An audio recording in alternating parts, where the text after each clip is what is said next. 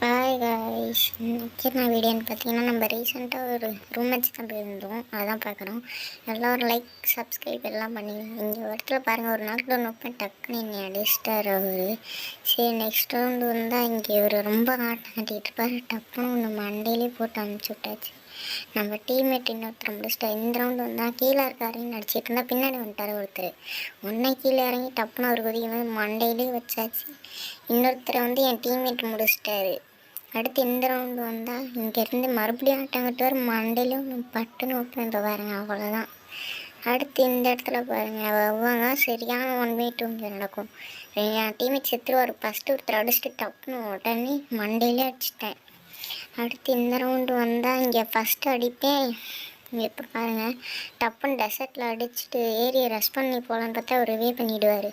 சரின்ட்டு இந்த இடத்துல வந்தால் இங்கே ஒரு தற்பர் பட்டுன்னு மறுபடியும் வச்சுட்டு டக்குனு கில்லை கிளியர் பண்ணிட்டலான்னு ஓடி போய் கில்லை கிளியர் பண்ணிட்டேன். இன்னொருத்தர் எங்கடா இருக்காருன்னு சுற்றிட்டு போய் பார்த்தேன். இல்லைன்ட்டு வெளில வந்து பார்த்தா இங்கே இருப்பார். மறுபடியும் மண்டேலேயும் ஒன்று வைப்பான் பாருங்க, அவ்வளோதான் முடிஞ்சிச்சு.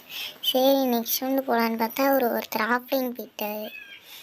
என்னடா இது அப்படின்ட்டு அவர் அடிச்சுட்டு பார்த்தா இன்னொருத்தர் என் டீம்மேட் முடிச்சிட்டாரு. சரின்ட்டு நெக்ஸ்ட் ரவுண்டு போனோம். இங்கிட்டு வருவார், அது ஆஃப்லைன் தான், ஆனால் சரியான ஒன் டேபு.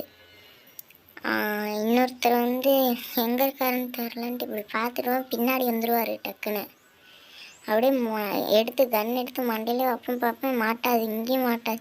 கடைசியாக இங்கே டப்புன்னு அடிச்சிடுவேன். தேங்க்யூ ஃபார் வாட்சிங். எல்லாம் லைக் அண்ட் சப்ஸ்கிரைப் மறக்காமல் பண்ணிவிடுங்க, அப்புறம் ஷேர் பண்ணிவிடுங்க கைஸ். அப்புறம் இந்த வாய்ஸ் எப்படி இருக்குன்னு கமெண்ட் செக்ஷனில் சொல்லிட்டு போயிடுங்க.